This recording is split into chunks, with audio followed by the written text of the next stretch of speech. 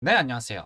오늘은 시문의 그날이 오면이라고 하는 작품을 한번 공부해 보도록 하겠습니다. 네, 작품으로 들어가기 전에 먼저 일제강점기에 쓰여졌던 작품들, 그 다음에 그 일제강점기에 관련된 주제의식을 노래하고 있는 작품들이 가지고 있는 어떤 공통적인 패턴들이 존재하거든요.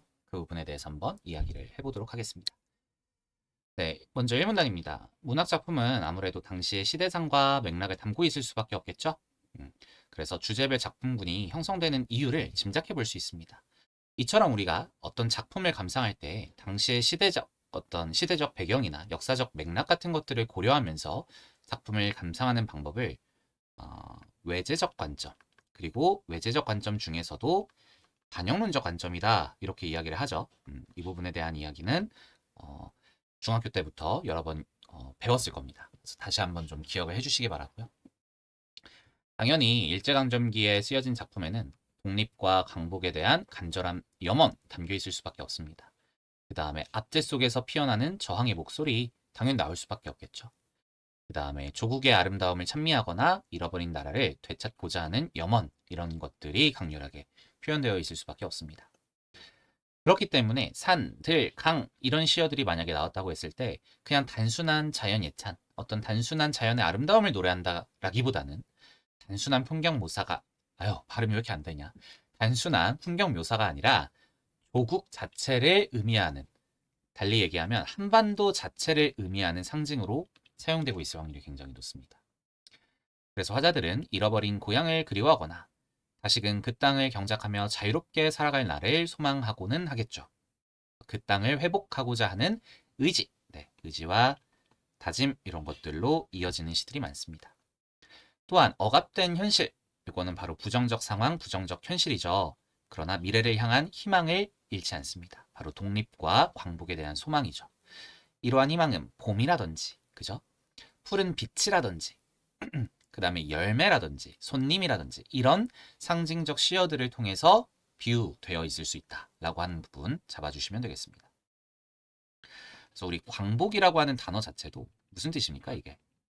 빛 광자에 복구하다 할 때 복자예요. 다시 생기다 이런 뜻이거든요. 복이라고 하는 건. 그럼 광복은 빛이 다시 생겼다 이런 뜻입니다. 빛을 되찾는 거예요. 그러니까 이런 푸른 빛 이런 이제 소재가 나왔을 때에는 광복을 뜻하는 바가 아무래도 강력하게 들어가 있을 수밖에 없고요. 특히 이런 빛과 관련된 어떤 시어가 존재한다면 명암, 대비가 사용되고 있을 확률이 높습니다. 그래서 밤이라든지 어두움이라든지 이런 명암 중에 이제 암을 어, 표현하는 이런 시어들은 부정적 시대 현실, 부정적 상황 이렇게 읽어주는 것이고 빛이라든지 해라든지 그 다음에 봄이라든지 하는 것들은 희망과 소망 그 다음에 독립과 조국 광복에 대한 어떤 기대 그날이 이제 올 것을 기다리고 기대하는 그런 의미를 지니고 있게 될 것입니다.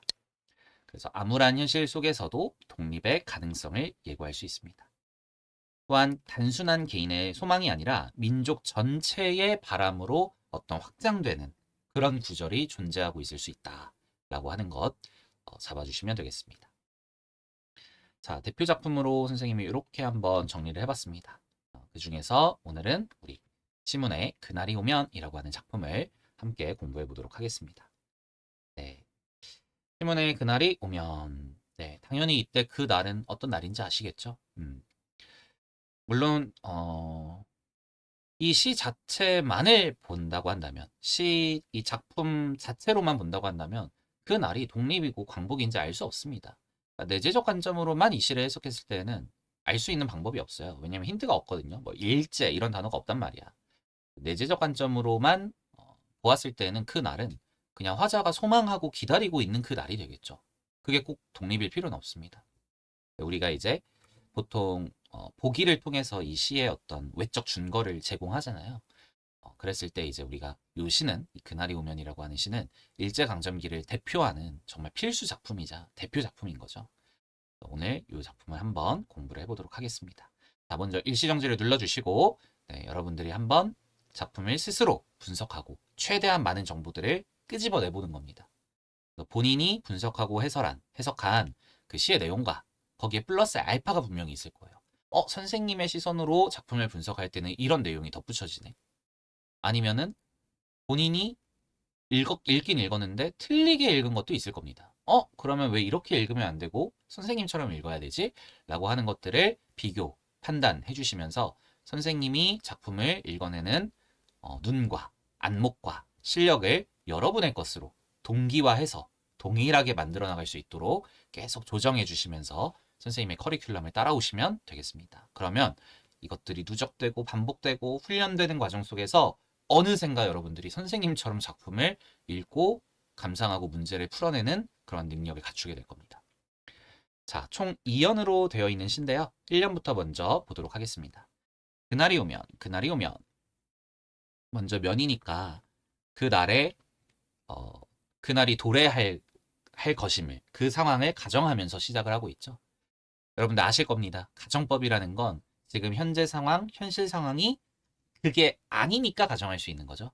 그래서 미래 상황을 가정함으로써 특히 두 번째 그 가정을 반복함으로써 화자의 소망과 화자의 염원이 아주 강렬하게 드러나고 있는 구절이다. 이렇게 정리를 할 수 있겠고요. 삼각산이 일어나 더덩실 춤이라도 추고 와 그날이 오면 삼각산이 춤출 거래. 의인법 썼죠? 한강물이 뒤집혀서 용솟음 칠 거래요. 그만큼 기쁘고 그만큼 변화가 엄청난 날이 될 것이다 라고 하는 거죠. 더덩실 이런 것들은 음성상징어 잡아주시면 되겠고요. 그 다음에 이제 뭐 한강물이 용솟음 친다. 요거는 의인법은 아니네요. 그죠? 용솟음 친다의 뜻이 뭐죠? 선생님도 정확히 말하기가 좀 어렵네요. 한번 찾아볼까요? 용솟음 치다. 용솟음의 뜻. 물이 세찬 기세로 솟아오른다. 뭐 이런 뜻이라고 합니다. 사전적 의미가. 그러니까 의인법이라고 할 수는 없겠네요. 그죠? 자, 그 다음에 삼각산하고 한강물은 사실은 우리나라의 어떤 한반도 전체를 뜻하는 시어가 될 가능성이 매우 높겠죠. 꼭 삼각산이 춤을 춘다기보다 우리 민족 전체가, 우리 영토 전체가 너무나 기쁘고 행복할 것이다. 이런 의미를 갖고 있는 거잖아요. 그렇기 때문에 삼각산이라고 하는, 한강물이라고 하는 하나의 소재를 가지고 전체의 것을 표현하고자 한다. 라고 본다면 여기에서는 대유법이 사용되고 있다라고 잡아줄 수가 있겠습니다. 대유법이 뭐예요? 이런 거 물어보지 마세요, 여러분. 선생님이 1강에서 표현상의 특징들 싹 다 정리해줬습니다. 아직도 요 표현상의 특징들이 제대로 정리되어 있지 않은 학생들은 복습! 뒤로 넘어가서 대유법이 뭔지 꼭 공부하시기 바랍니다. 그 다음에 용솟음 친다 이런 것들은 우리가 역동적 이미지다 이렇게 얘기할 수 있겠죠. 역동적 이미지의 반대는 정적 이미지가 되겠죠. 근데 그날이 오면 아주 역동적일 것이다. 엄청난 변화가 일어날 것이다. 이런 의미를 담고 있습니다. 이 목숨이 끊기기 전에 와주기만 한다면 나는 밤하늘에 나르는 까마귀와 같이 종로의 인경을 머리로 들이받아 울리오리다. 자, 나는 까마귀와 같이 직유법이고요. 종로의 인경 요거는 종이라고 생각하시면 돼요. 우리 그 종로에 있는 보신각 아시죠? 1월 1일마다 땡 몇 번이죠? 열 몇 번인가요? 그 치잖아요. 그러니까 종로에 있는 그 종을 머리로 땡 들이받아 울리겠대요. 그러면 울리오 리다에서는 의지와 다짐이 느껴지죠. 근데 어떤 의지와 어떤 다짐이 느껴지는 것 같아요? 내가 이 종을 머리로 박아서 종을 울리겠다는 거. 뭘 뜻하는 겁니까? 바로 자기 희생의 의지. 무슨 말이냐? 내 두개골이 깨어져 산산조각이 나더라도 쉽게 말해서 내가 죽더라도 내 머리가 다 깨 부셔지더라도 그 종을 땡 울릴 거라는 거예요. 왜? 너무나 기쁘기 때문에. 너무나 그 광복이 온 것이 행복하기 때문에 그렇다는 거죠. 자, 그렇다고 한다면 이 대체 종소리가 의미하는 바가 무엇일까? 이 시에서 이 종소리라고 하는 게 의미하는, 상징하는 뜻이 무엇입니까? 바로 사람들에게 어떤 소식을 알리는 거죠. 그죠? 우리 종이라고 하는 게 그런 거잖아요. 셋입니다. 땡, 땡. 학교가 끝났습니다. 땡, 땡.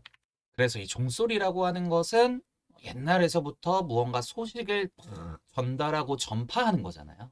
그죠? 우리 마치 조선시대 때 왜 전쟁 같은 거 일어나면 봉화 불 켜듯이 종소리가 갖는 게 그런 이미지죠.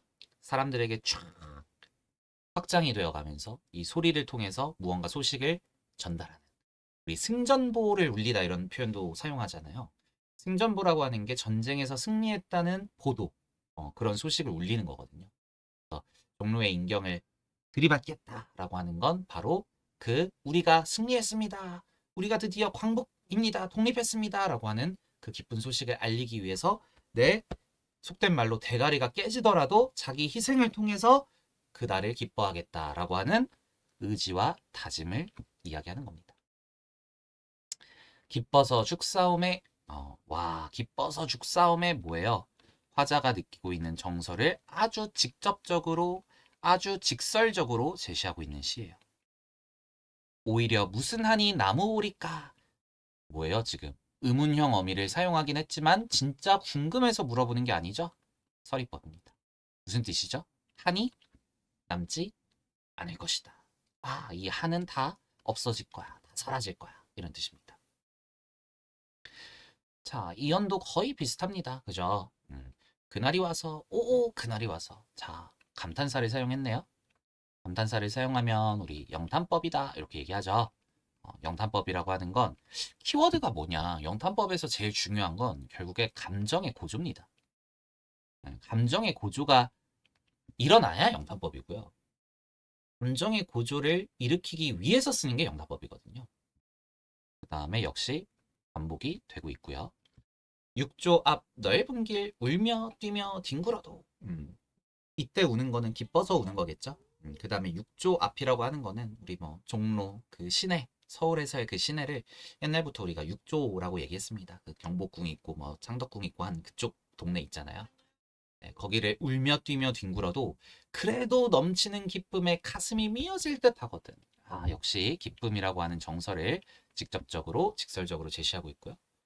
드는 칼로, 드는 칼이라는 건 잘 드는 칼 이런 뜻이에요. 아주 날이 예리하게 날카롭게 서 있어서, 반대말은 무딘 거잖아요. 무디지 않게 날이 잘 서 있어서 잘 드는 칼로 뭐 하겠대. 여기서부터 조금 시가 느낌이 이상하긴 합니다. 그죠? 이 몸에 가죽이라도 벗겨서 커다란 북을 만들어 들쳐매고. 원래 우리 북 만들 때 이렇게 치는 데 있잖아요. 거기가 원래 가죽으로 만드는 거거든요. 동물 가죽으로. 사람 가죽으로 만들진 않겠죠. 근데 자기의 가죽으로 그걸 만들겠대. 조금 뭔가 별로 이상하긴 하죠. 근데 어쨌거나 이렇게 연결할 수 있겠죠. 바로 자기 희생에 대한 의지와 다짐을 표현하는 거예요. 그 다음에 이 두 가지 합쳐서 우리가 또 뭐라고 얘기할 수 있냐면 극단적 상황을 제시했다 이렇게 얘기할 수 있겠죠. 근데 극단적 상황을 제시한 게 그만큼 나의 기쁨이 그 광복의 기쁨이 아주 커다랄 것이기 때문에 이 정도 할 수 있어 라고 하는 극단적 상황과 극단적 표현을 제시하게 되었다. 이 정도로 이해해 주시면 되겠습니다. 커다란 그래서 북을 만들어서 들쳐매고는 그 다음에 여러분의 행렬의 앞장을 서오리다. 자기가 맨 앞에서 여러분 저를 따르십시오. 드디어 오늘이 그날입니다. 하겠다는 거예요. 그래서 앞장서겠다는 거는 우리가 선구자적 태도 이렇게 얘기할 수 있습니다. 선구자라고 하는 건 우리 소시민의 반대말입니다. 소시민은 눈치 보면서 뒤에서 자기의 안위와 자기의 어떤 보신주의라고 하죠. 내 몸, 내 돈, 내 가족만 챙기면 돼 하는 것들을 우리가 소시민이라고 한다면 선구자라고 하는 것은 항상 먼저 보고 앞장서고 그래서 여러분 저를 따라오십시오 하는 것들을 우리가 선구자라고 얘기하고 그런 태도를 선구자적 태도라고 부르죠. 네, 쉽게 얘기해서 솔선수범한다 이런 뜻입니다. 우렁찬 그 소리를 한 번이라도 듣기만 한다면 그 자리에 거꾸러져도 눈을 감겠소이다. 그래서 화자의 간절한 바람과 소망이 드러나면서 시가 끝나고 있습니다. 전체적으로 우리 가정법을 사용한 시잖아요. 여러분 가정법을 사용한 시가 나온다면 가정법을 대표하는 표지어는 아무래도 뭐뭐하면일 거 아니에요? 그 가정법을 읽을 때 여러분 조금 오해라고 할까요? 착각이라고 할까요? 여러분들이 어떻게 생각하는 경향성이 있냐면 단순히 그날이 오면 기쁘겠대. 그러면 이 기쁨이라는 감정만 잡는 경우들이 되게 많습니다. 그날이 오면 나 진짜 미쳐 행복해 죽어버릴 것 같아. 이랬을 때 아 행복하대 죽어버릴 것 같대. 이 정도의 의미만 파악하는 경우들이 많은데 그거는 하나만 알고 둘은 사실 모르는 거죠. 왜냐하면 가정법이라는 걸 쓰는 이유가 뭐예요? 뭐가 전제되어 있는 거예요? 그렇지 못한 상황이라고 하는 이 현실에 대한 안타까움이라고 하는 감정이 반대로 숨어 있는 겁니다. 그죠? 함축되어 있다고 보셔야 되는 거거든요. 그래서 여러분들이 앞으로 시를 읽든 소설을 읽든 할 때 이런 가정법을 활용한 어떤 작품들이 나온다고 한다면 어, 그 상황에서 느끼게 될 화자의 심리와 정서 뿐만이 아니라 지금 현재 그 상황이 아니기 때문에 느낄 수밖에 없는 부정적 현실과 정서까지도 동시에 잡아줄 수 있어야 하나가 아니라 둘을 동시에 보는 표면에 드러난 것만 보는 게 아니라 이면에 숨겨져 있는 것도 보는 훌륭한 독해가 가능해집니다. 아시겠죠? 대표적으로 우리 청산별곡이라는 고전시가 작품이 있잖아요. 거기 보시면 이제 청산에 살얼이 났다. 뭐 뭐죠? 머루랑 다래랑 먹으며 청산에 살얼이 났다 이러잖아요. 근데 그 시를 읽을 때 하나만 볼 줄 아는 학생들은 어떻게 읽냐면 와 청산에 가서 소박한 삶을 살고 싶대요. 자연 속에서 소박하게 즐기면서 행복하게 살고 싶대요. 요것만 읽어요. 근데 사실 우리가 청산별곡의 주제를 잡을 때 엄청 고통스러운 현실 너무나 고통스럽고 삶의 애환 속에서 힘들게 울면서 살아가고 있는 그 화자의 슬픔과 안타까움 얘를 잡을 줄 알아야 청산별곡의 주제를 제대로 잡는 거거든요. 네, 그렇기 때문에 우리가 가정법과 관련된 시를 읽을 때, 즉 청산에 간다면 나 이렇게 살 거야 라고 하는 구절을 보았을 때 반드시 숨겨져 있는 정보, 뒤집어서 판단할 수 있는 정보가 있다. 바로 뭐예요? 현재는 내가 살고 있는, 팔을 디디고 있는 이 현실은 그렇지 못하다라고 하는 이 부정적, 이 슬픔, 이 안타까움을 동시에 잡아줄 수 있어야 되겠다라고 하는 말씀을 드리도록 하겠습니다. 네, 한번 읽어보시고요. 작품 정리입니다. 참여적이고요, 저항적이고요, 의지적이고요, 격정적이고요, 직설적이고요. 다 맞죠 뭐, 그지? 누가 봐도 너무 격정적인 시 아니에요, 그죠? 참여적이라는 건 어떤 그 당시의 어떤 정치 문제들, 그 다음에 사회 현실 문제들, 이런 것들에 적극적으로 참여하면서 그와 관련된 주제의식을 노래하고 목소리를 담고 있는 작품들을 우리가 참여적이라고 합니다. 그래서 주제는 조국 광복에 대한 소망이었고요. 1년하고 2년은 사실은 거의 비슷하죠. 문장 구조 자체도 비슷하잖아요. 상황 자체도 비슷하고 반복되고 있는 구조였다. 남성적이다, 비장한 어조다. 자기 희생의 의지 있었죠. 반복법이 있었고 과장법이 있었죠. 그 뭐 가죽으로 뭐 자기 피부를 가죽으로 만들어 잘라가지고 뭐 북을 만들겠다 이런 거 다 과장이죠. 그다음에 경어퇴의 종결 어미를 통해 엄숙한 분위기를 조성했다. 그랬었나요? 뭐 나무 오리까 뭐 경어체긴 하네요. 왜냐면 존댓말이니까 그죠? 울리 오리다 이것도 경어체 맞고요. 그다음에 감개 쏘이다 이것도 경어체 맞습니다. 네. 그래서 그렇다고 하고요. 그다음에 대유법 아까 뭐 한강물이랑 뭐였죠? 삼각산 이런 거 대유법이 있었습니다. 의인법 춤이라도 추고 그죠? 영탄법은 오 감탄사가 나오면 너무 쉽죠. 영탄법임을 파악하기가. 그다음에 뭐 가정법 반복법은 왜 두 번 남아 있죠? 가정법 있었고요. 정서의 직접적 표출 있었습니다. 별로 어렵지는 않죠? 네, 쉿 넘어 알려줄게로 넘어오겠습니다. 1번 까치와 종소리. 자 여러분 관련 설화가 하나 있어요. 혹시 알고 계세요? 선비가 뭘 보냐? 구렁이가 까치 둥지를 노리는 걸 보고 팔로 구렁이를 써서 까치 가족을 구해줍니다. 그러다가 구렁이의 아내한테 죽을 위기에 처하게 돼요. 선비가 밤에 낮에 이제 까치를 도와줬다가 구렁이를 죽였는데 그 구렁이 아내가 이제 이 선비를 죽이려고 밤에 몰래 함정을 파는 거죠.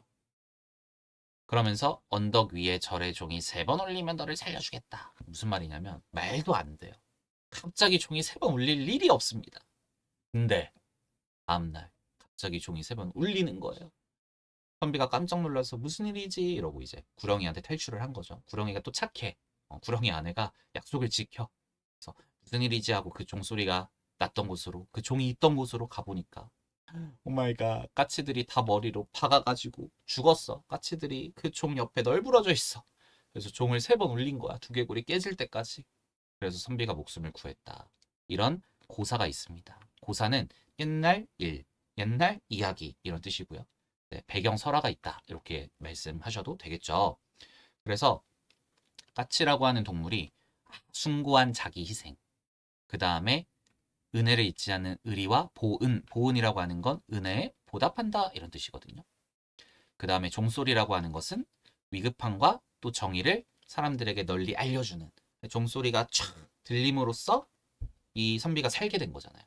그런 것들을 사람들에게 확 알려주는, 그런 승전보를 울리는 어떤 그런 소식으로서, 그런 것들을 알리는 상징으로서 활용되게 되었다라고 하는 내용입니다. 근데 재밌는 건 뭐냐면 까치설하거든요, 이게. 근데 이 시에서는 사실은 있죠. 까치가 아니라 뭐야, 여기 있다. 까마귀로 바꿔요. 그래서 정답은 뭔지 모르지만 우리가 2가지 가설은 제시해 볼 수 있습니다. 첫 번째, 시문이 착각했다. 까친였는데 까마귀인 줄 알았던 거야. 이 설화 내용을. 착각할 수 있잖아요, 사람이니까. 이때는 뭐 챗GPT가 있었던 것도 아니고. 이런 설화는 이제 말하자면 우리가 막 7살, 8살 때 할머니 무릎맡에 이제 베개 베고 누워 있다가 듣는 이야기들이니까 기억이 온전하지 않을 수 있단 말이죠. 그죠? 그래서 시문이 착각했을 가능성이 1번. 그 다음에 2번. 알지만 약간 변주했을 가능성이 있죠. 원래 문학이라고 하는 예술 작품이라고 하는 것들은 과거의 것들을 아예 똑같이만 가져오면은 어떤 그 가치를 인정받기가 쉽지가 않습니다. 그래서 약간의 반복 속에서 변주, 트위스트를 계속 만들어줘야 되는 거거든요. 그래서 뭐 뭔진 몰라요. 알 수 없습니다. 그냥 한번 상상해 보시라고 얘기를 드렸고요. 마지막입니다. 2번째로 선구자적 태도입니다. 선구자적 태도란 자신의 희생을 감수하며 미래의 이상 혹은 공동체의 가치를 위해서 내가 먼저 앞장서는 자세죠. 그래서 자기 희생의 의지가 이런 선구자적 태도를 통해서 드러나고 있었다. 그래서 종로의 인경을 머리로 들이받아 울리겠다. 그 다음에 가죽을 벗겨서 북을 만들겠다. 라고 하는 그런 표현들이 개인의 희생 또 개인의 고통을 넘어서서 미래 세대를 위해 길을 여는 헌신적인 태도를 담고 있는 표현이었습니다. 그래서 새로운 시대를 열거나 억압된 현실을 타개하려는 주체적 행위로 나타나게 되는 거죠. 이해할 수 있겠죠? 네, 오늘은 여기까지 공부하도록 하고요. 우리 다음 시간에 다음 작품으로 만나보도록 하겠습니다. 고생하셨습니다.